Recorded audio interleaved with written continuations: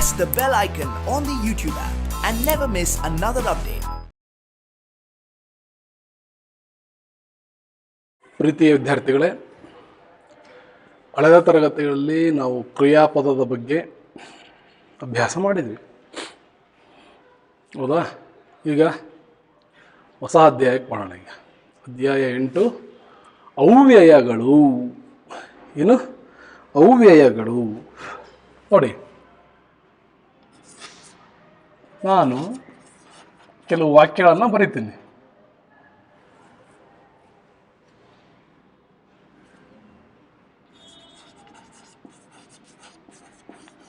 ಓದಿ.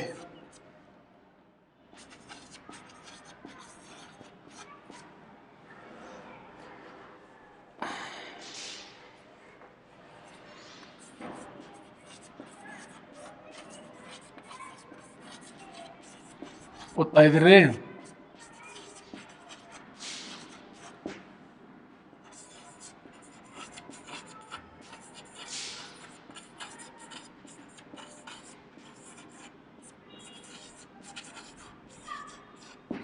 ಗಮನಿಸಿ, ಏನು ವ್ಯತ್ಯಾಸ ಇದೆ?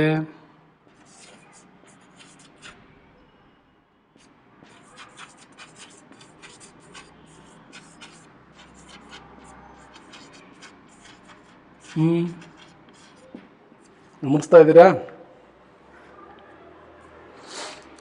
ನೋಡಿ, 4 ವಾಕ್ಯಗಳನ್ನು ನಾನು ಇಲ್ಲಿ ಬರೆದಿದ್ದೀನಿ. ಮೊದಲನೇ ವಾಕ್ಯ, ಅವಳು ಚೆನ್ನಾಗಿ ಓದಿದಳು, ಹೌದಾ? ಎರಡನೇ ವಾಕ್ಯ, ಅವನು ಚೆನ್ನಾಗಿ ಓದಿದನು. ಮೂರನೇ ವಾಕ್ಯ, ಅವರು ಚೆನ್ನಾಗಿ ಓದಿದರು. ನಾಲ್ಕನೇ ವಾಕ್ಯ, ಅದು ಚೆನ್ನಾಗಿ ಓದುತ್ತದೆ.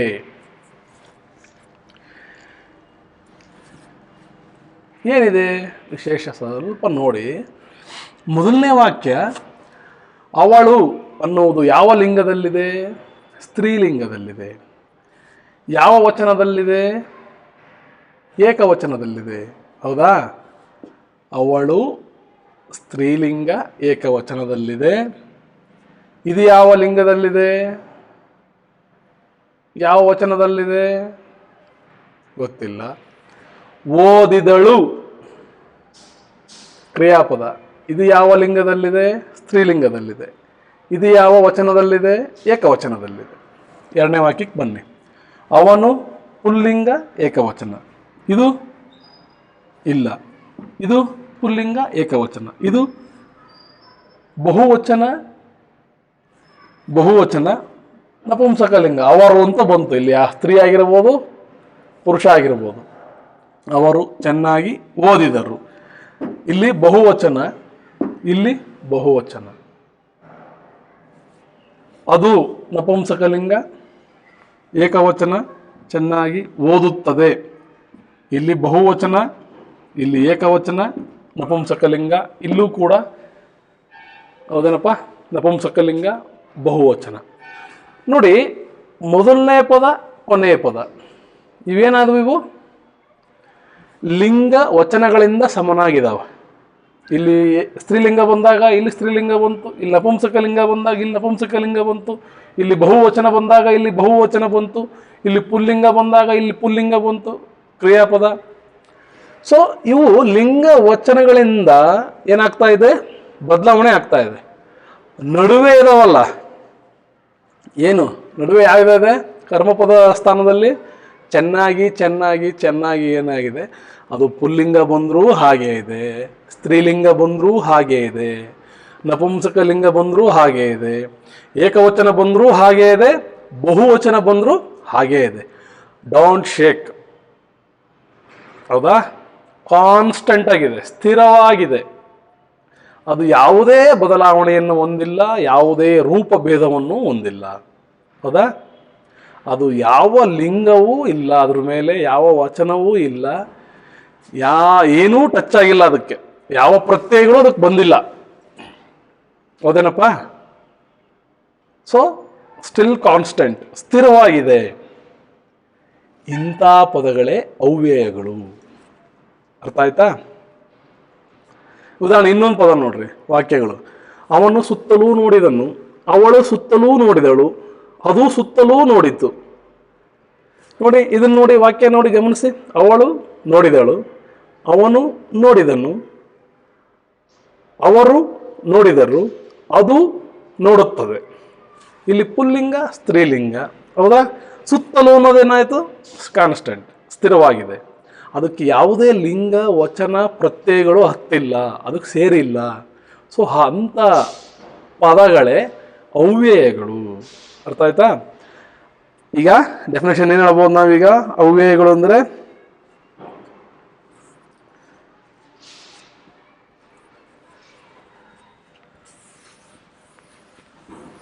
ಅರ್ಥ ಆಯ್ತಲ್ಲ? ಈಗ ಅದಕ್ಕೆ ಯಾವುದು ಲಿಂಗ ವಚನಗಳು ಯಾವುವು ಕೂಡ ಅದಕ್ಕೆ ಬಂದು ಸೇರೋಲ್ಲ. ಅವು ಯಾವ ರೀತಿ ಇರ್ತಾವೋ ಹಾಗೇ ಇರ್ತವೆ.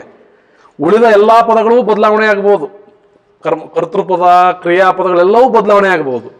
ಆದರೆ ಈ ರೀತಿ ಪದಗಳೇನಿದಾವಲ್ಲ, ಚೆನ್ನಾಗಿ ಸುತ್ತಲೂ, ಇಂಥವುಗಳು ಯಾವ ಲಿಂಗ ವಚನ ಪ್ರತ್ಯಯಗಳು ಏನೂ ಇರಲ್ಲ, ಅವು ಹೇಗಿರ್ತಾವೋ ಹಾಗೇ ಇರ್ತವೆ. ಅಂಥವುಗಳನ್ನು ಅವ್ಯಯಗಳು ಅಂತೀವಿ. ಹಂಗಾರೆ ಡೆಫಿನೇಷನ್ ಏನು ಹೇಳ್ತದೆ? ಅವ್ಯಯಗಳು ಅಂದರೆ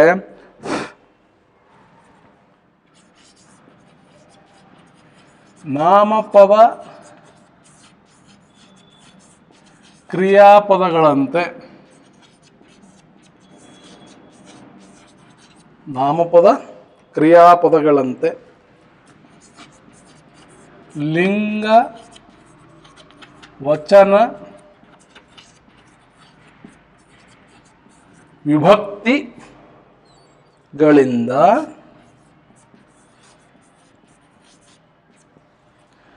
ನೋಡಿ, ನಾಮಪದ ಕ್ರಿಯಾಪದಗಳಂತೆ ಲಿಂಗ ವಚನ ವಿಭಕ್ತಿಗಳಿಂದ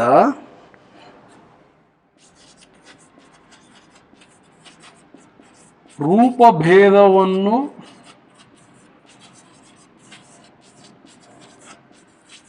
ಹೊಂದದೆ, ರೂಪ ಭೇದವನ್ನು ಹೊಂದದೆ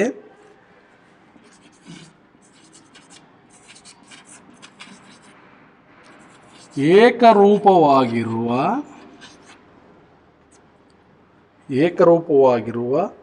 ಪದಗಳನ್ನು, ಅರ್ಥ ಆಗ್ತಿದೆಯಾ ಡೆಫಿನೇಷನ್ನು? ನಾಮಪದ ಕ್ರಿಯಾಪದಗಳಂತೆ ಲಿಂಗ ವಚನ ವಿಭಕ್ತಿಗಳಿಂದ ರೂಪಭೇದವನ್ನು ಹೊಂದದೆ ಏಕರೂಪವಾಗಿರುವ ಪದಗಳನ್ನು ಅವ್ಯಯಗಳೆನ್ನುವರು. ಓಕೆ, ಏನಂತಾರೆ? ಅವ್ಯಯ ಎಂದು ಕರೀತಾರೆ. ನೋಡಿ, ಇದೇನು ಹೇಳಿದ್ದಾರೆ?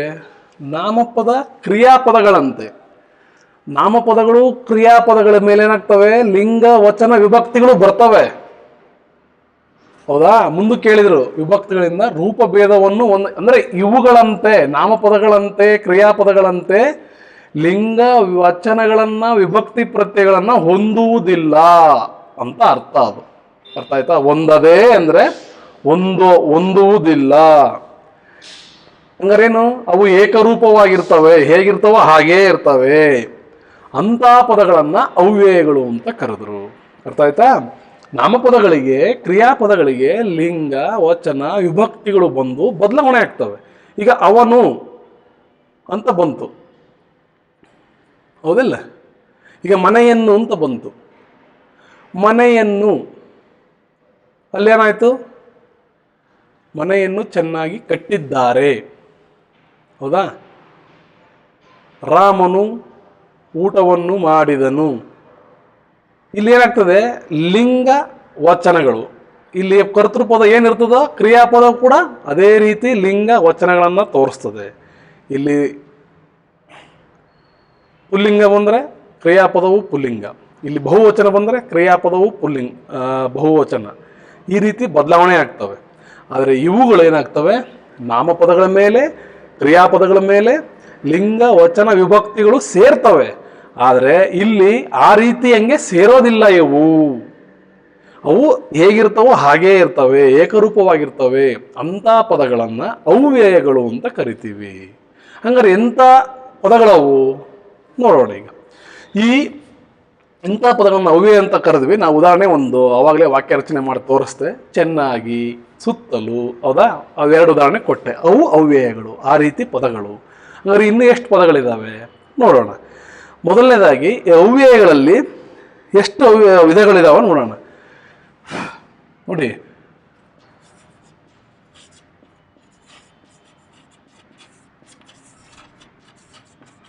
ಅವ್ಯಯಗಳಲ್ಲಿ ಒಟ್ಟು 6 ವಿಧದ ಅವ್ಯಯಗಳು ಇದ್ದಾವೆ. ಎಷ್ಟು? 6 ವಿಧದ ಅವ್ಯಯಗಳು.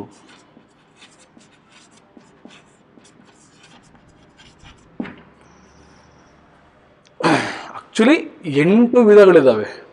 ಆದರೆ 2 ಅವ್ಯಯಗಳು 10ನೇ ತರಗತಿ ವಿದ್ಯಾರ್ಥಿಗಳಿಗೆ ಅದು ಸಪ್ರೇಟಾಗೇ ಬರ್ತದೆ. ಅವೆರಡು ಕೃದಂತಾವ್ಯಯ, ತದ್ದಿತಾಂತವ್ಯಯ ಅಂತ ಹೇಳಿ 10ನೇ ತರಗತಿಗೆ ಅದು ಸಪ್ರೇಟಾಗೇ ಬರ್ತದೆ. ಹಾಗಾಗಿ ಅಲ್ಲಿ ನೀವು ಅಧ್ಯಯನ ಮಾಡ್ತೀರಿ ಅವೆರಡು ಅವ್ಯಯಗಳನ್ನು. ಯಾವುದು? ಕೃದಂತಾವ್ಯಯ, ತದ್ದಿತಾಂತವ್ಯಯಗಳನ್ನು. ಅವೆರಡನ್ನು ಬಿಟ್ಟರೆ 6 ಉಳಿತವೆ ಅವ್ಯಯಗಳು. ಆ 6 ಅವ್ಯಯಗಳ ಪರಿಚಯವನ್ನು ಮಾಡ್ಕೊಳ್ಳೋಣ ನಾವೀಗ. ಮೊದಲನೇದಾಗಿ ಎಷ್ಟು ವಿಧಗಳಿದ್ದಾವೆ ಅಂತ ಹೇಳಿದ್ವಿ? ಅವ್ಯಯಗಳಲ್ಲಿ 6 ವಿಧಗಳಿವೆ. ಮೊದಲನೇದು ಸೈಡಿಗೆ ಬರಿತಾ ಇದ್ದೀನಿ, ಸಾಮಾನ್ಯಾವ್ಯಯ.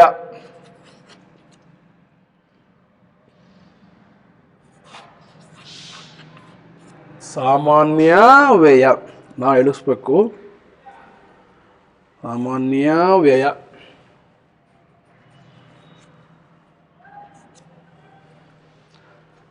ಎರಡನೇದು ಅನುಕರಣಾವ್ಯಯ.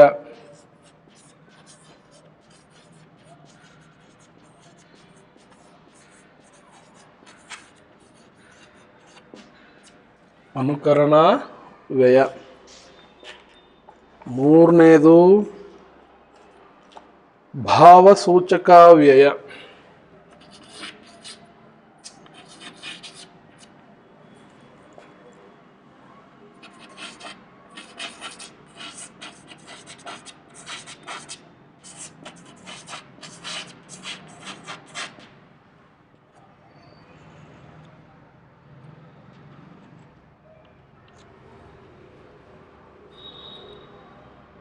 ಭಾವಸೂಚಕಾವ್ಯಯ.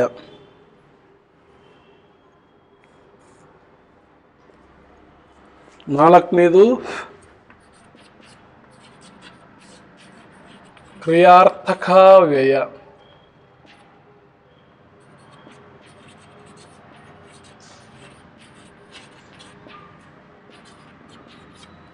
ಕ್ರಿಯಾರ್ಥಕಾವ್ಯಯ.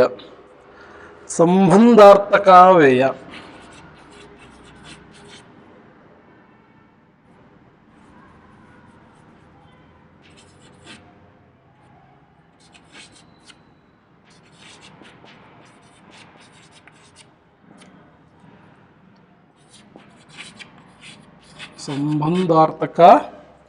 ಸಂಬಂಧಾರ್ಥಕಾವ್ಯಯ. ಆರನೇದು ಅವಧಾರಣಾರ್ಥಕಾವ್ಯ.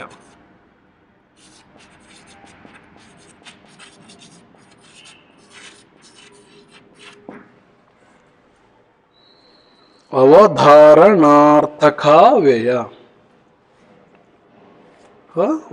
ಎಸ್, 6 ಅವ್ಯಯಗಳಿದ್ದಾವೆ. ಇನ್ನು ನಾನು ಹೇಳಿದೆ ಆವಾಗಲೇ 8 ಇದ್ದಾವೆ ಅಂಥೇಳಿ. 8ರಲ್ಲಿ 2 ನೀವು ವಿಶೇಷವಾಗಿ ಸಪ್ರೇಟಾಗಿ ಅದನ್ನು ಬೇರೆ ಪೂರ್ತಿಯಾಗಿ ನೀವು ಅಧ್ಯಯನವನ್ನು ಮಾಡ್ತೀರಿ. ಕೃದಂತಾವ್ಯಯ, ತದ್ದಿತಾಂತವ್ಯಯ ಅಂತ ಹೇಳಿ ಬರ್ತವೆ. ಅವೆರಡು ಸೇರಿದ್ರೆ 8 ಆಗುತ್ತೆ. ಅವೆರಡನ್ನು ಬಿಟ್ಟಿದ್ದೀವಿ ಇಲ್ಲಿ. ಯಾಕೆ ಅಂದರೆ ಅದು 10ನೇ ತರಗತಿಯಲ್ಲಿ ಬರ್ತದೆ ನಿಮಗೆ. ಆಗ ಅವೆರಡುಗಳನ್ನು ಭಾಳ ಡೀಟೇಲಾಗಿ ಅಭ್ಯಾಸ ಮಾಡುವಂತ್ರಿ. ಇಲ್ಲಿ 6 ಅವ್ಯಯಗಳನ್ನು ಕೊಟ್ಟಿದ್ದೀವಿ. ಈಗ ಸದ್ಯಕ್ಕೆ 6 ಅವ್ಯಯಗಳನ್ನು ತಿಳ್ಕೊಳ್ಳಿ. ಮುಂದಿನ ತರಗತಿಗಳಲ್ಲಿ ಆ ಕೃದಂತಾವ್ಯಯಗಳನ್ನು, ತದ್ದಿತಾವ್ಯಯಗಳನ್ನು ಮಾಡೋಣ. ಓಕೆ? ಅವ್ಯಯಗಳು ಅಂದರೆ ನಿಮ್ಗೆ ಅರ್ಥ ಆಯಿತು. ಯಾವುದೇ ಲಿಂಗ, ವಚನ, ವಿಭಕ್ತಿಗಳಿಂದ ಸೇರಿಸಿಕೊಳ್ಳದೆ ಏಕರೂಪವಾಗಿರ್ತಕ್ಕಂಥ, ಸ್ಥಿರವಾಗಿರ್ತಕ್ಕಂಥ ಪದಗಳೇ ಅವ್ಯಯಗಳು. ಈ ಅವ್ಯಯಗಳಲ್ಲಿ 6 ರೀತಿಯ ಅವ್ಯಯಗಳು ಇದ್ದಾವೆ ಅಂಥೇಳಿ ನಾವು ಗೊತ್ತಾಯ್ತು ನಮ್ಗೆ ಈಗ. ಓಕೆ, 6 ರೀತಿಯ ಅವ್ಯಯಗಳು. ಯಾವ್ಯಾವ ರೀತಿ ಅವ್ಯಯಗಳು ಇದಾವೆ ನೋಡೋಣ.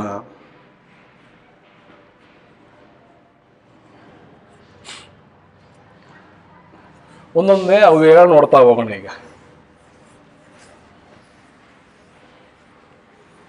ಮೊದಲನೇದು ಯಾವುದು? ಸಾಮಾನ್ಯಾವ್ಯಯ. ಯಾವುದು? ಸಾಮಾನ್ಯಾವ್ಯಯ.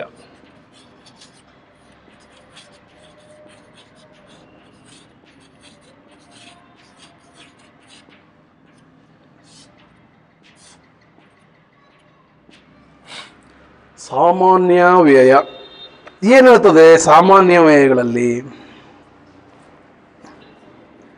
ಪ್ರತಿಯೊಂದಕ್ಕೂ ಡೆಫಿನೇಷನ್ಸ್ ಇದೆ, ಪ್ರತಿಯೊಂದಕ್ಕೂ ನಿಯಮ ಇದೆ. ಆ ನಿಯಮದಲ್ಲಿ ಯಾವ್ಯಾವ ಅವ್ಯಯಗಳು ಬರ್ತವೆ ಅನ್ನೋದನ್ನು ನೋಡ್ತಾ ಹೋಗೋಣ ಈಗ. ಮೊದಲನೇದಾಗಿ ಸಾಮಾನ್ಯಾವ್ಯಯ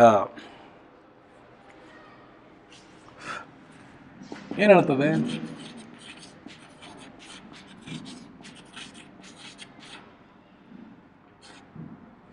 ಯಾವುದಾದರೂ ಕ್ರಿಯೆಯನ್ನ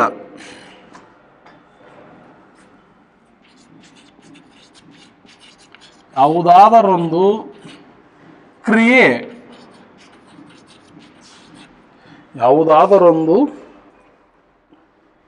ಕ್ರಿಯೆ ನಡೆದ ರೀತಿಯನ್ನು ಹೇಳುವಂತಹ ಪದಗಳು.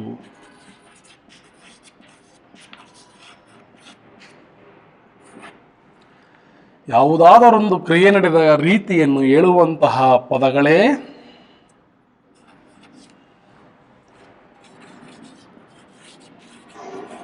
ಸಾಮಾನ್ಯಾವ್ಯಯಗಳು.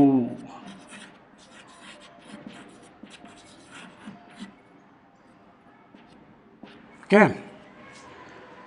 ಯಾವುದಾದರೊಂದು ಕ್ರಿಯೆ ನಡೆದ ರೀತಿಯನ್ನು, ಹೌದಾ? ನೋಡಿ, ಉದಾಹರಣೆಗೆ ಟಿ ವಿ ನೋಡ್ತಾ ಇರ್ತೀರಿ ನೀವು. ಟಿ ವಿ ನೋಡ್ತಾ ಇರ್ಬೇಕಾದ್ರೆ ಒಂದು ಪಲ್ಲಿ ಮೇಲಿಂದ ಬೀಳುತ್ತೆ, ನಿಮ್ಮ ತಲೆ ಮೇಲಲ್ಲ, ಸೈಡಿಗೆ ಬೀಳುತ್ತೆ ಅಂತ ತಿಳ್ಕೊಳ್ಳಿ. ಹೌದಾ? ಅವಾಗ ಸೌಂಡ್ ಹೆಂಗೆ ಬರುತ್ತೆ? ಬಿತ್ತದು ಸೌಂಡ್ ಹೆಂಗೆ ಬೇಡ. ಅವಾಗ ನೀವೇನಂತೀರಿ? ಈ ತಟ್ಟನೆ ಬಿತ್ತು ಅಂತ ಹೇಳ್ತೀವಿ ನಾವೇನಂತೀವಿ? ತಟ್ಟನೆ ಬಿತ್ತು. ಒಂದು ಕ್ರಿಯೆ ನಡೆದ ರೀತಿಯನ್ನು ಪಿ ಶ್ರೀನಿವಾಸ್ ಅವರು ಬಹಳ ಚೆನ್ನಾಗಿ ಹಾಡು ಹೇಳ್ತಾರೆ. ಜೇಸುದಾಸ್ ಅವರು ಬಹಳ ಚೆನ್ನಾಗಿ ಹಾಡು ಹೇಳ್ತಾರೆ. ಕೇಳಿದಿರಿ ನೀವೆಲ್ಲ? ಜೇಸುದಾಸ್ ಹೇಳಿರ್ತಕ್ಕಂಥದ್ದು, ಪಿ ಶ್ರೀನಿವಾಸ್ ಹೇಳಿರ್ತಕ್ಕಂಥದ್ದು, ಹೌದಾ? ಅವಾಗ ಹಾಡು ಕೇಳಿದಂದು ಜೇಸುದಾಸ್ ಅವರು ಬಹಳ ಚೆನ್ನಾಗಿ ಹಾಡಿದರು ಅಂತ ಹೇಳ್ತೀನಿ ನಾವು, ಹೌದಾ? ಏನು ಹೇಳಿದ್ರು? ಜೇಸುದಾಸ್ ಚೆನ್ನಾಗಿ ಹಾಡಿದರು, ಪಿ ಶ್ರೀನಿವಾಸ್ ಚೆನ್ನಾಗಿ ಹಾಡಿದರು, ಹೌದಾ? ಈ ರೀತಿ ಅಲ್ಲಿ ಏನು ಕ್ರಿಯೆ ನಡೀತದಲ್ಲ ಅದನ್ನು ಹೇಳ್ತಕ್ಕಂಥದ್ದು.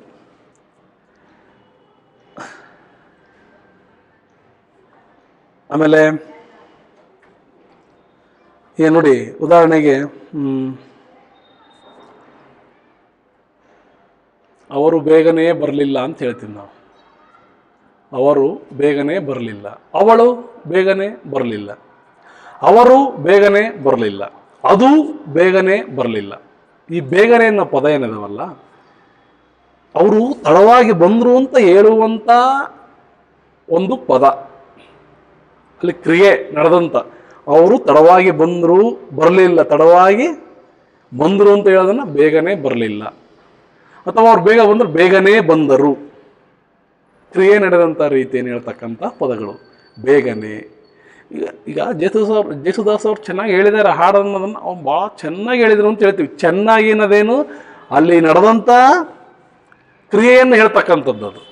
ಚೆನ್ನಾಗಿ, ಬೇಗನೆ. ಪಿ ಶ್ರೀನಿವಾಸ ಮೆಲ್ಲಕ್ಕೆ ಆಡಿದ್ರಪ್ಪ, ಇನ್ನೂ ಸ್ವಲ್ಪ ಜೋರಾಗಿ ಆಡ್ಬೋದಿತ್ತು. ಹೆಂಗೆ? ಮೆಲ್ಲನೆ. ಇಂಥ ಪದಗಳೇ ಸಾಮಾನ್ಯಾವ್ಯಯಗಳು.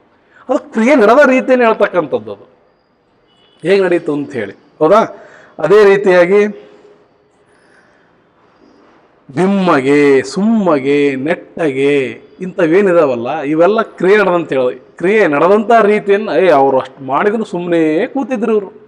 ಅದು ಸುಮ್ಮನೆ ಕೂತಿತ್ತು, ಅವಳು ಸುಮ್ಮನೆ ಕೂತಿದ್ಲು, ಅವನು ಸುಮ್ಮನೆ ಕೂತಿದ್ದ. ಈ ಸುಮ್ಮನೆ ಅನ್ನೋದು ಪದ ಸ್ಥಿರವಾಗಿರ್ತದೆ. ಅವ್ರು ಕೂತಿದ್ದ ರೀತಿಯನ್ನು ಹೇಳ್ತಕ್ಕಂಥ ಪದಗಳಿವು. ಈ ಸುಮ್ಮನೆ, ಚೆನ್ನಾಗಿ, ಸುತ್ತಲೂ, ಮೆಲ್ಲನೆ, ಬಿಮ್ಮಗೆ ಇಂಥ ಪದಗಳೇನಿದಾವಲ್ಲ, ತಟ್ಟನೆ, ಒಡನೆ, ಇವೆಲ್ಲ ಪದಗಳು ಕ್ರಿಯೆ ನಡೆದಂಥ ರೀತಿಯನ್ನು ಹೇಳ್ತಕ್ಕಂಥವು, ನಡೀತಕ್ಕಂಥ ರೀತಿ ಹೇಳ್ತಕ್ಕಂಥವು. ಹಾಗಾಗಿ ಇವುಗಳನ್ನು ಸಾಮಾನ್ಯ ಅವ್ಯಯಗಳು ಅಂತ ಕರೆದ್ವಿ, ಹೌದಾ? ಅವು ಭಾಳ ಇದ್ದಾವೆ. ಕೆಲವೊಂದುಗಳನ್ನು ನೋಡಿ, ಉದಾಹರಣೆಗಳೇ ಬೇಗನೆ, ಮೆಲ್ಲನೆ, ಚೆನ್ನಾಗಿ, ಸುತ್ತಲೂ,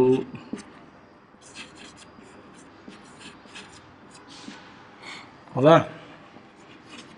ಬಿಮ್ಮಗೆ, ತಟ್ಟನೆ,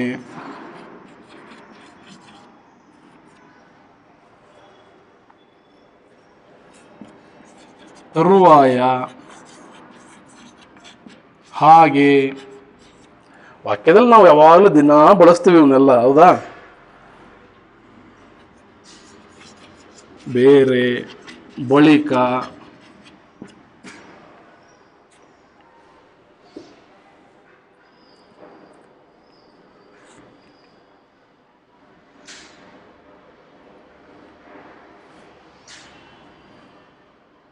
ಕೆಲವೊಂದು ಹಳಗನ್ನಡ ಉಳಿದ ಬಿಮ್ಮಗೆ, ಕಮ್ಮನೆ, ಹಳಗನ್ನಡ ಪದಗಳು ಪರಿಚಯ ಇರಲಿ. ಕಮ್ಮನೆ,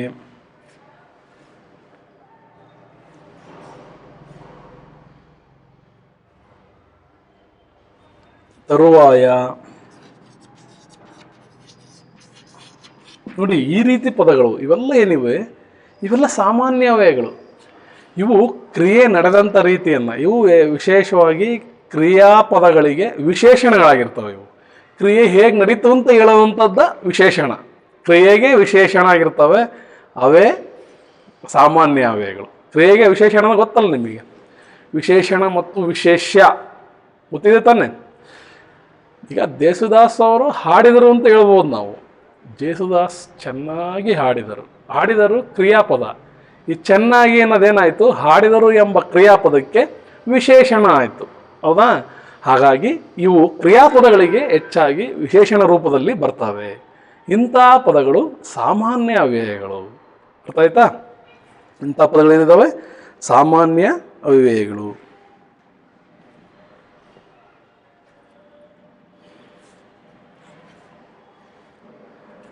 ಸೇರಿಸ್ಕೊಂಬಿಡ್ರಿ, ನೆನಪಿರಲಿ. ಕ್ರಿಯೆಗೆ ವಿಶೇಷಣಗಳಾಗಿರುತ್ತವೆ.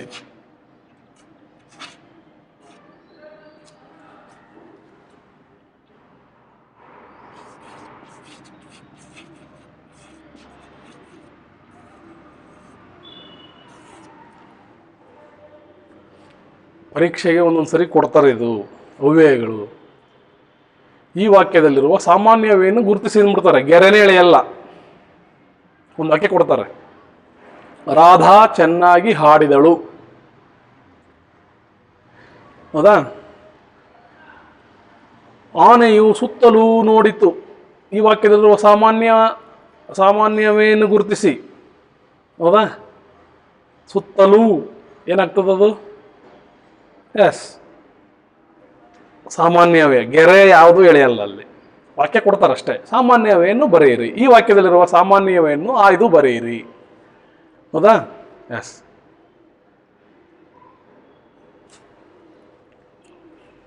ಇನ್ನೊಂದು ಪದವನ್ನು ನೋಡಿ,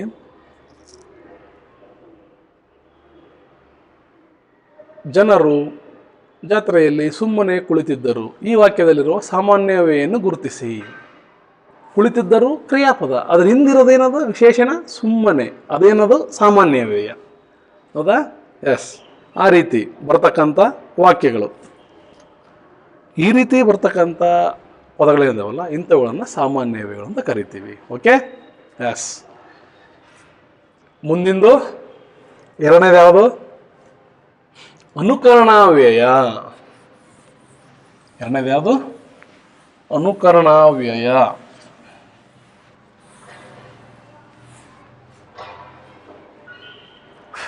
ಸಾಮಾನ್ಯವಾಗಿ ನೋಡಿ, ವಿಶೇಷವಾಗಿ ಕ್ರಿಯಾಪದಗಳ ಹಿಂದಿರ್ತವೆ ಇವು ವಿಶೇಷಣವಾಗಿ. ವಿಶೇಷಣ ಅಂದರೆ ಅದಕ್ಕೆ ಅದನ್ನು ಹೆಚ್ಚತಕ್ಕಂಥದ್ದು, ಅದರ ಸ್ಥಾನವನ್ನು ಅದು ಹೇಗಿದೆ ಅಂತ ಹೇಳುವಂಥ ಪದಗಳಿವು. ಅವನ್ನ ವಿಶೇಷಣ ಅಂತ ಕರೆದಿದ್ದೀವಿ ನಾವು, ಹೌದಾ? ಕ್ರಿಯಾಪದದ ಮುಂದಿರ್ತವೆ, ಅವನ್ನ ನೋಡ್ಕೋಬೇಕು ನೀವು, ಇದು ಯಾವುದದು ಅಂಥೇಳಿ. ಅರ್ಥ ಆಯ್ತಾ? ಅದಕ್ಕೆ ನಾನು ಬ್ರಾಕೆಟಲ್ಲಿ ಬರೆದಿದ್ದು. ಇವು ಹೆಚ್ಚಾಗಿ ಕ್ರಿಯೆಗೆ ವಿಶೇಷಣಗಳಾಗಿರ್ತವೆ. ಅಂದರೆ ನೀವು ಕ್ರಿಯಾಪದದ ಮುಂದೆ, ಅದಕ್ಕಿಂತ ಮುಂಚೆ ಒಂದು ಪದ ಬರ್ತದೆ. ಈಗ ಜೇಸುದಾಸ್ ಚೆನ್ನಾಗಿ ಆಡಿದರು, ಜೇಸುದಾಸ್ ಹಾಡನ್ನು ಚೆನ್ನಾಗಿ ಆಡಿದರು. ಜೇಸುದಾಸ್ ಕರ್ತೃಪದ, ಹಾಡನ್ನು ಕರ್ಮಪದ. ಈಗ ಜೇಸುದಾಸ್ ಹಾಡನ್ನು ಹಾಡಿದರು, ಕರ್ತೃಪದ ಕರ್ಮಪದ ಕ್ರಿಯಾಪದ ಆಗ್ಬಿಡ್ತದೆ. ಕ್ರಿಯಾಪದ ಹಾಡಿದರು, ಹೆಂಗೆ ಆಡಿದರು? ಚೆನ್ನಾಗಿ. ಅದೇ ಸಾಮಾನ್ಯ ಅವ್ಯಯ. ಆ ಕ್ರಿಯಾಪದದ ಮೊದಲಿರ್ತದೆ. ಅರ್ಥ ಆಯ್ತಾ? ಅದು ಸ್ವಲ್ಪ ನೀವು ಸೂಕ್ಷ್ಮವಾಗಿ ಗಮನಿಸಬೇಕು. ಆ ರೀತಿ ಪದಗಳೇನಿದಾವಲ್ಲ ಅವುಗಳು ಸಾಮಾನ್ಯ ಅವ್ಯಯಗಳು ಅಂತ ನಾವು ಕರಿತೀವಿ. ಎಸ್. ಎರಡನೇದು ಅನುಕರಣಾವ್ಯಯ.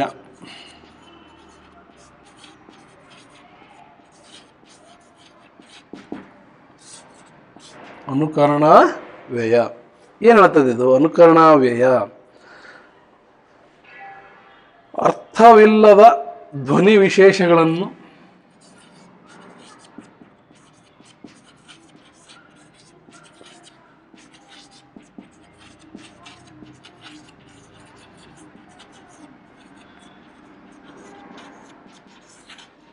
ಅರ್ಥವಿಲ್ಲದ ಧ್ವನಿ ವಿಶೇಷಣಗಳನ್ನು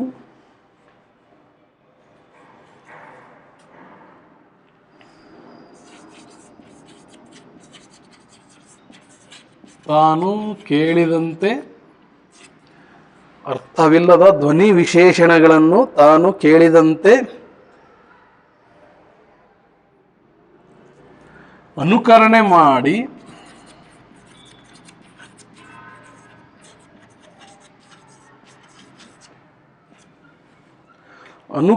ಮಾಡಿ ಹೇಳುವ ಶಬ್ದಗಳೆಲ್ಲ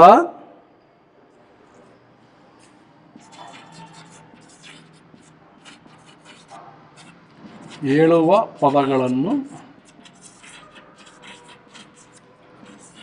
ಅನುಕರಣಾವ್ಯಯಗಳೆನ್ನುವರು.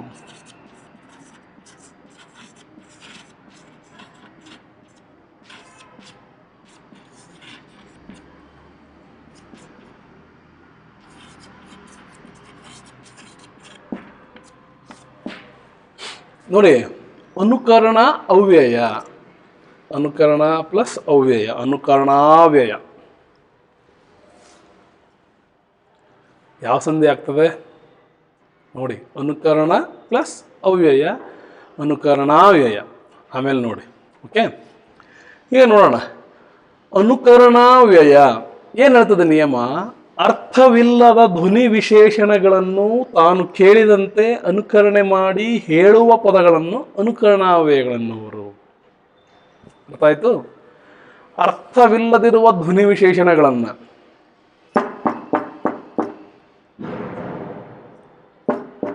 ಏನಪ್ಪ ಇದು? ಹೌದಾ? ಸೌಂಡ್ ಕೇಳಿಸ್ತಾ ಇದೆ? ನಾನು ಹೆಂಗ್ ಶಬ್ದ ಮಾಡಿದೆ ಹೇಳಿ? ಹೆಂಗ್ ಶಬ್ದ ಮಾಡಿದೆ? ಕಿವಿಯಿಂದ ಕೇಳಿಸ್ಕೊಂಡ್ರಲ್ಲ? ಇದೇ ಅನುಕರಣ. ಹೇಳಿದ್ರೆ ತಾನೆ? ಹೇಳಿದ್ರೆ ಇಲ್ಲ? ಹೌದಾ? ಕೇಳಿಸ್ತಾ ಇದೆ? ಶಬ್ದ ಹೆಂಗ್ ಕೇಳಿಸ್ತು ನಿಮಗೆ? ಅದನ್ನು ಬಾಯ್ಬಿಟ್ಟು ಹೇಳಿ. ಅದೇ ಅನುಕರಣಾವ್ಯಯ. ಶಬ್ದ ಕೇಳಿಸ್ತಾ ಇದೆ? ನೋಡಿ, ಕೇಳಿಸ್ತಾ ಇದೆ ಶಬ್ದ? ಕೇಳಿಸ್ತಾ? ಅದನ್ನು ಹೇಳಿ, ಕೇಳಿಸ್ಕೊಂಡು ಹೇಳಿ. ಟಕ್ ಟಕ್, ಪಟ್ ಪಟ್, ಚಟ್ ಚಟ್, ಇವೇ ಅನುಕರಣಾವ್ಯಯ. ಇವಕ್ಕೆ ಯಾವುದೇ ಮೀನಿಂಗ್ ಇಲ್ಲ, ಅರ್ಥ ಇಲ್ಲ. ಈ ವಿಶೇಷಣಗಳಿಗೆ, ಧ್ವನಿ ವಿಶೇಷಗಳಿಗೆ ಸೌಂಡ್ ಬರ್ತಾ ಇದೆ, ಬಟ್ ಅಲ್ಲಿ ಯಾವುದೇ ರೀತಿ ಅರ್ಥ ಇಲ್ಲ. ಉದಾಹರಣೆಗೆ ಹೋಗ್ತಿರಪ್ಪ, ಮಳೆ ಬರ್ತಾ ಇತ್ತು, ಮನೆಗೆ ಹೋಗ್ತೀರಿ, ಅಮ್ಮ ಕೇಳ್ತಾರೆ ಯಾಕಪ್ಪ ಇಷ್ಟು ಲೇಟು ಅಂತಾರೆ. ಅವನು ಹೇಳ್ದ, ಅಮ್ಮ ಮಳೆ ರಪ ರಪ ಹೊಡಿತಮ್ಮ ಸ್ಕೂಲ್ ಹತ್ರ, ಅದಕ್ಕೆ ಲೇಟ್ ಆಗ್ಬಿಡ್ತು, ನಿಂತ್ಕೊಂಡಿದ್ವಿ ಅಲ್ಲೇ ನಮ್ಮ ಫ್ರೆಂಡ್ ಮನೆ ಹತ್ರ. ಹೆಂಗೆ ಹೊಡಿತು? ಮಳೆ ರಪ ರಪ ಅಂತ ಹೊಡಿತಾ? ಅದು ಸೌಂಡ್, ಆ ಶಬ್ದ ನಾವು ಕಿವಿ ಕೇಳಿ ಹೇಳಿದ್ದು, ನಾವು ಅದನ್ನು ಅನುಕರಣೆ ಮಾಡಿದ್ವಿ, ಹೌದಿಲ್ಲ? ಅವ್ರೇನಪ್ಪ ಅವರು ಧಡ್ ಧಡ್ ಧಡ್ ಅಂತ ಬಂದರು. ಯಾರು ಬರ್ತಾರೆ ಧಡ್ ಧಡ್ ಅಂತ? ಅವ್ರು ಬಂದಿದ್ದನ್ನು ನೋಡಿದ ರೀತಿ, ಶಬ್ದವನ್ನು ಕೇಳಿ ಹೇಳೋದವರು, ಹೌದಿಲ್ಲ? ಹೌದಿಲ್ಲ? ನೋಡಿ,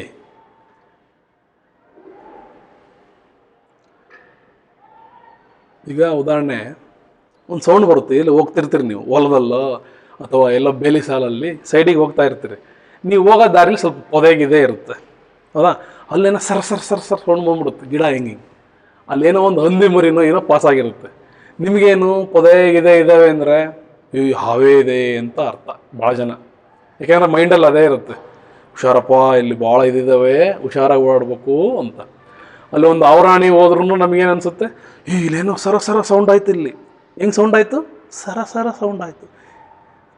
ಅಲ್ಲಿ ಸರ ಸರ ಆಗಿರುತ್ತೋ ಇಲ್ವೋ, ನಮಗೆ ಕೇಳಿಸಿದೆ, ನಾವು ಆ ರೀತಿ ಹೇಳಿದ್ವಿ, ಅದೇ ಅನುಕರಣವೇ. ಅರ್ಥ ಆಯ್ತಾ? ಸರ ಸರ ಅಂತ ಅಂದ್ವಿ, ಅದಕ್ಕೆ ಮೀನಿಂಗ್ ಇಲ್ಲ, ಅಲ್ಲಿ ಕೇಳಿಸಿದ್ದು. ಅವ್ರು ಹೇಳಿದರು ಸರ ಸರ ಸೌಂಡ್ ಆಯ್ತು ರೀ, ಇಲ್ಲಿ ಏನೋ ಕಟ್ ಕಟ್ ಕಟ್ ಸೌಂಡ್ ಆಗ್ತಾ ಇದೆಯಲ್ಲ, ಹೌದಾ? ಅಂತೀವಿ ನಾವು ಮನೇಲಿ, ನಲ್ಲಿ ಬಿಟ್ಟಿರ್ತೀವಿ ಅಥವಾ ಯಾವುದೋ ಪಲ್ಲಿ ಓಡಾಡ್ತಾ ಇರುತ್ತೆ, ಅವಾಗ ಏನು ಮಾಡ್ತೀರಿ? ಮಲ್ಕೊಂಡೆ ಏನೋ ಸೌಂಡ್ ಆಗ್ತಾ ಇದೆ, cut cut cut cut sound ಆಗ್ತಾ ಇದೆ. ಹಾಂ ಹಾಂ, ಹೌದಾ? ಹಿಂಗಂತೀವಿ. ಕಟ್ ಕಟ್ ಅಂತ ಅಂದಿರಲ್ಲ, ಅಲ್ಲಿ ನಾವು ಕೇಳಿಸ್ಕೊಂಡಿರ್ತೀವಿ, ಅದನ್ನು ಕಟ್ ಕಟ್ ಅಂತೀವಿ ನಾವು, ಹೌದಿಲ್ಲ? ಈ ರೀತಿ ಪದಗಳು ಏನಿದಾವಲ್ಲ, ಇವು ಅನುಕರಣಾವ್ಯಯಗಳು. ಇವನ್ನ ನಾವು ಕೇಳ್ಕೊಂಡು ಹೇಳ್ತೀವಿ, ಹೌದಾ? ಉದಾಹರಣೆಗೆ ಬೆಂಕಿ ಎತ್ತಿರುತ್ತಪ್ಪ ಎಲ್ಲರೂ ಒಂದು ಕಡೆ, ನೀವು ನೋಡ್ತೀರಿ ನಿಂತ್ಕೊಂಡು. ಮನೆಗೆ ಬಂದು ಇನ್ನೊಬ್ರು ಹೇಳ್ಬೇಕಾರೆ ಏನಂತ ಹೇಳ್ತೀರಿ? ಅಲ್ಲೊಂದು ಯಾವುದೋ ಒಂದು ಬಿಲ್ಡಿಂಗಿಗೆ ಬೆಂಕಿ ಎತ್ತಿತ್ತು, ಧಗ ಧಗ ಧಗ ಧಗ ಉರಿತಾ ಇತ್ತು. ಬೆಂಕಿ ಜ್ವಾಲೆ ಇರ್ತದೆ, ಏನಂತ ಹೇಳ್ತೀವಿ ನಾವು? ಧಗ ಧಗ ಧಗ ಉರಿತಾ ಇತ್ತು. ಅದೇನು ಧಗ ಧಗ ಅನ್ನಲ್ಲ, ಉರಿಯ ರೀತಿ, ಆ ಒಂದು ಶಾಖ ನಮಗೆ ಆ ರೀತಿ ಅನ್ನಿಸ್ತು, ಕೇಳಿಸ್ತು, ನಾವು ಅದನ್ನು ಅನುಕರಣೆ ಮಾಡಿದ್ವಿ, ಹೌದಾ? ಅವ್ನು ನೋಡಲ್ಲಿ ಪುಟು ಪುಟು ಪುಟು ಪುಟು ಓಡ್ತಾನೆ, ಪಾಪು ಅಂತೀವಿ. LKG ಪ್ಲೇ ಗ್ರೂಪ್ ಮಕ್ಕಳು ಓಡ್ತಾರಿಲ್ಲ, ಹೆಂಗೆ ಓಡ್ತಾರೆ? ಮಕ್ಕಳು ನೋಡು ಪುಟು ಪುಟು ಪುಟು, ಅವ್ರ ಅಮ್ಮ ಬಂತು ಪುಟು ಪುಟು ಪುಟು ಊಟ. ಅವ್ನು ಪುಟು ಪುಟು ಅಂತ ಓಡಿರಲ್ಲ, ಬಟ್ ಅವನು ಹೆಜ್ಜೆ ಹಾಕಿದ ಒಂದು ಶಬ್ದ ಏನಿರ್ತದಲ್ಲ, ನಮಗೆ ಅದು ಅನಿಸುತ್ತೆ, ಕೇಳ್ತೀವಿ ನಾವು. ಈ ಪುಟು ಪುಟು, ಚಟ ಚಟ, ದಡ ದಡ, ದಾಡ್ ದಾಡ್ ಬಡಿತೀಯಲ್ಲೋ ಬಾಗಿಲನ್ನ ಅಂತಾರೆ. ಅವ್ನು ದಾಡ್ ದಾಡ್ ಅಂತ ಸ್ವಲ್ಪ ಜೋರ ಬಡಿದಿರ್ತಾನೆ ಅಷ್ಟೇ. ಅದಕ್ಕೆ ನಾವೇನಂತೀವಿ? ದಾಡ್ ದಾಡ್ ಅಂತ ಬರೀ ಅಷ್ಟು ಜೋರಾಗಿ ಬಡಿ, ಅದು ಬಾಗಿಲನ್ನ ಮೆಲ್ಲಗೆ ಬಡಿಯಪ್ಪ. ದಾಡ್ ದಾಡ್, ದಡ ದಡ, ಏನಪ್ಪ ಅದು ದಡ ದಡ ಅಂತ ಓಡಾಡ್ತೀವಿ, ಸ್ವಲ್ಪ ಮೆಲ್ಲಕ್ಕೆ ಓಡಾಡಪ್ಪ ಅಂತಾರೆ ಮನೇಲಿ. ನೀವು ಹಂಗೆ ದಾಡ್ ದಾಡ್ ಅಂತ ಓಡಾಡ್ತಿರ್ತೀರಿ, ಹಾಲಿಂದ ಅಡುಗೆ ಮನೆಗೆ, ಅಡುಗೆ ಮನೆಯಿಂದ ಹಾಲಿಗೆ, ರೂಮಿಗೆ, ಸ್ವಲ್ಪ ಮೆಲ್ಲಕ್ಕೆ ಓಡಾಡಪ್ಪ, ದಡ ದಡ ಅಂತ ಓಡಾಡ್ತೀಯಲ್ಲೋ ಅಂತಾರೆ, ಹೌದಾ? ನಿಮ್ಗೇನು ತಿಂಡಿ ಗಿಂಡಿ ಕೊಟ್ಟಿರಲ್ಲ, ಅಡುಗೆ ಲೇಟಾಗಿರ್ತದೆ, ಕೇಳಿದ ಕೊಡಿಸಿರಲ್ಲ, ಅವಾಗ ಏನು ಮಾಡ್ತೀರಿ? ದಡ್ ದಡ್ ಮನೆ ತುಂಬ ಹಂಗೆ ಜೋರಾಗಿ ಬಡಿಸ್ಕೊಂಡೆಲ್ಲ ಓಡಾಡ್ತಿರ್ತೀವಿ. ಯಾಕಪ್ಪ ಹಂಗೆ ದಡ ದಡ ಓಡಾಡ್ತೀವಿ? ಓಡಾಡಿರಲ್ಲ, ಬಟ್ ಆ ಸೌಂಡ್ ಆ ರೀತಿ ಕೇಳಿಸಿರುತ್ತೆ. ಅವಾಗ ಅಮ್ಮ ಏನಂತಾರೆ, ಅಪ್ಪಾಜಿ ಏನಂತಾರೆ? ದಡ ದಡ ಅಂತ ಯಾಕೆ ಓಡಾಡ್ತೀಯಪ್ಪ, ಮೆಲ್ಲಕ್ಕೆ ಓಡಾಡು. ಈ ದಡ ದಡ ಅನ್ನೋದೇ ಅನುಕರಣವೇ. ಅರ್ಥ ಆಯ್ತಾ? ಏನಂತ? ದಡ ದಡ ಅನ್ನೋದೇ ಅನುಕರಣವೇ, ಹೌದಿಲ್ಲ? ಆಮೇಲೆ ಇವರಲ್ಲಿ ದಡ್ ದಡ್ ದಡ್ ಸೌಂಡ್ ಬಂತಪ್ಪ, ಅಲ್ಲಿ ನಾವು ಪಟ ಕೇಳ್ತಾ ಇದ್ವಿ ಕ್ಲಾಸಲ್ಲಿ, ಧಡ್ ಧಡ್ ಅಂತ ಸೌಂಡ್ ಕೇಳ್ತು, ಹೌದಿಲ್ಲ? ದಡ್ ದಡ್, ಇದು ಅನುಕರಣವೇ. ಪಟ ಪಟ ಪಟ ಅಂತ ಹೊಡೆದ್ಬಿಟ್ರಪ್ಪ ಟೀಚರ್ ಇವತ್ತು ನಮಗೆ, ಮಿಸ್ಸು ಹೇಳ್ತೀವಿಲ್ಲ, ಮಿಸ್ಸು ಪಟ ಪಟ ಪಟ ಪಟ ಅಂತ ಹೊಡೆದ್ಬಿಟ್ರು, ಎಲ್ಲರಿಗೂ ಹೊಡೆದ್ಬಿಟ್ರು, ಪಟ ಪಟ ಅಂತ ಗಲಾಟೆ ಮಾಡಿದ್ವಾ, ಎಲ್ಲರಿಗೂ ಪಟ ಪಟ ಅಂತ ಹೊಡೆದ್ರು. ಪಟ ಪಟ, ಆ ಶಬ್ದ, ಕೋಲಿನ ಶಬ್ದ ಪಟ ಪಟ ಅಂತ ಬಂದಿರುತ್ತೆ. ಚಟ ಚಟ, ಪಟ ಪಟ, ದಡ ದಡ, ಇವೆಲ್ಲ ಅನುಕರಣವೇ. ನಾವು ಕೇಳಿದ ಶಬ್ದಗಳನ್ನು ಅದನ್ನು ಮತ್ತೆ ಹೇಳ್ತೀವಿ ನಾವಲ್ಲ, ಬಾಯಿಂದ ಹೇಳ್ತೀವಲ್ಲ, ಆ ಶಬ್ದಗಳಿಗೆ ಅರ್ಥ ಇರಲ್ಲ. ಅಂಥ ಶಬ್ದಗಳೇ ಅನುಕರಣ ವ್ಯಯಗಳು. ನಾವು ಕೇಳಿದಂಥ ಶಬ್ದಗಳನ್ನು ಅವನ್ನ ಅನುಕರಣೆ ಮಾಡಿ ನಾವು ಹೇಳ್ತೀವಿ. ಸರಿನೋ ತಪ್ಪೋ ಸೆಕೆಂಡ್ರಿ ಅದು. ಅಲ್ವಾ? ಸುಯ್ಯನೇ ಹೋಯ್ತು ಅಂತ ಹೇಳ್ತೀವಿ, ಅದು ಅನುಕರಣವೇನೆ. ಏನಪ್ಪ ಗಾಡಿ ಹೆಂಗೆ ಬರೋ ಅಂತ ಹೊಡ್ಕೊಂಡು ಹೋಗ್ತಾರೆ ಅಂತಾರೆ. ಈ ಬರೋ ಅನ್ನೋದೇನಪ್ಪ ಅದು? ಅದೇ ಅನುಕರಣವೇ. ಆ ಗಾಡಿ ಶಬ್ದವನ್ನು ನಾವು ಕೇಳಿ ಹೇಳ್ತೀವಲ್ಲ, ಸುಯ್ಯನೆ, ಧಗಧಗ, ಚಟ ಚಟ, ಪಟ ಪಟ, ದಡ ದಡ, ಈ ಪದಗಳೇನಿದಾವಲ್ಲ, ನಾವು ಕೇಳಿದ ಶಬ್ದಗಳನ್ನು, ಅವಕ್ಕೆ ಅರ್ಥ ಇರಲ್ಲ. ಆ ಕೇಳಿದ ಶಬ್ದಗಳನ್ನು ಪುನಃ ನಾವು ನಮ್ಮ ಶೈಲಿಯಲ್ಲಿ ಅನುಕರಣೆ ಮಾಡಿ ನಾವು ಹೇಳ್ತೀವಿ. ಅಂಥ ಪದಗಳೇ ಅನುಕರಣ ಅವ್ಯಯಗಳು. ಓಕೆ, ನೋಡಿ ಎಂತೆಂಥ ವಿಧ ಪದಗಳು.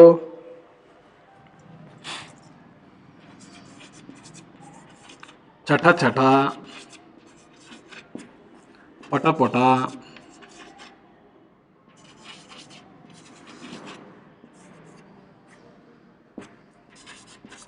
ಕರ ಕರ, ಹೌದಾ, ದಡ ದಡ, ಧಗ ಧಗ, ಸರ ಸರ,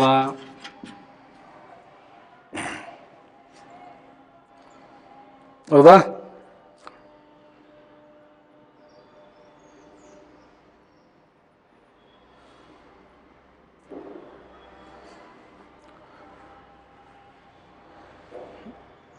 ಸಿಡ್ಲು ಕೇಳಿಸ್ಕೊಂತೀರಿ ನೀವು, ಗುಡುಗುಡು ಅಂತ ಸಿಡ್ಲು ಬಂತು ಅಂತ ಹೇಳ್ತೀವಿ, ಹೌದಲ್ಲ.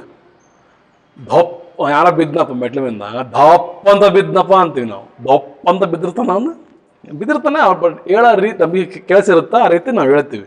ದಪ್ಪನೆ ಬಿದ್ದ, ಏಯ್ ಇನ್ನ ಬಂತಾನೆ, ದಪ್ಪ ಅಂತ ಬಿದ್ದ, ಬುಡುಕ್ ಅಂತ ಬಿದ್ದ ಅಂತೀವಿ. ಬುಡುಕ್ ಅನ್ನೋದು ಅನುಕರಣವೇ, ದಪ್ಪ ಅನ್ನೋದು ಅನುಕರಣವೇ, ಹೌದಾ. ಸೊ ಈ ರೀತಿ ಪದಗಳೆಲ್ಲವೂ ನಾವು ಕೇಳಿದಂಥ ಪದಗಳನ್ನು ಅರ್ಥವಿಲ್ಲದಿರ್ತಕ್ಕಂಥವು, ಹೌದಾ. ಆದರೆ ಇವು ದ್ವಿರುಕ್ತಿಗಳಲ್ಲ, ನೆನ್ಪಿಟ್ಕೊಳ್ಳಿ, ಹೌದಾ. ವಾಕ್ಯಗಳ ಮೇಲೆ, ಅರ್ಥಗಳ ಮೇಲೆ ಡಿಪೆಂಡ್ ಆಗ್ತವೆ. ಇವು ದ್ವಿರುಕ್ತಿಗಳಲ್ಲ, ಅನುಕರಣಾವ್ಯಯಗಳು. ಕೇಳಿದ ಪದಗಳನ್ನು ನಾವು ತಿರುಗಿ ಹೇಳ್ತಕ್ಕಂಥ ಧ್ವನಿ ವಿಶೇಷಣವನ್ನು ಕೇಳಿ ಅನುಕರಣೆ ಮಾಡಿ ಹೇಳ್ತಕ್ಕಂಥ ಪದಗಳೆಲ್ಲವೂ ಅನುಕರಣ ಅವ್ಯಯಗಳು. ಓಕೆ, ಚಟ ಚಟ, ಪಟ ಪಟ, ಕರ ಕರ, ದಡ ದಡ, ಧಗ ಧಗ, ಸರ ಸರ, ಹೌದಾ, ರೊಯ್ಯನೆ, ಸುಯ್ಯನೆ, ಗುಳು ಗುಳು, ದಡ ದಡ, ಇವೆಲ್ಲವೇನಿವು ಅನುಕರಣಾವ್ಯಯಗಳು. ನೀವು ಒಂದು 4 ಸೇರಿಸ್ಕೊಳ್ರಿ. ನೀವು ಯಾವ ಕೇಳಿರ್ತೀರಿ ಪದಗಳನ್ನು, ಹೌದಾ. ಮನೇಲಿ ಕೇಳಿರ್ತೀರಲ್ಲ ನೀವು ಒಂದು 4 ಸೇರಿಸ್ಕೋಬಹುದು. ಅಂತ ಸೇರಿಸ್ಕೊಂಡು ಬರ್ಕೊಳ್ಳಿ. ಓಕೆ, ಅರ್ಥ ಆಯ್ತಾ? ಎಸ್, ಮುಂದಿಂದು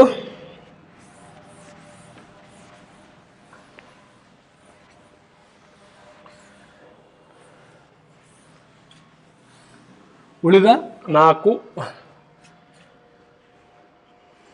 ಮುಂದಿನ ತರಗತಿಯಲ್ಲಿ ನೋಡೋಣ. Okay, S.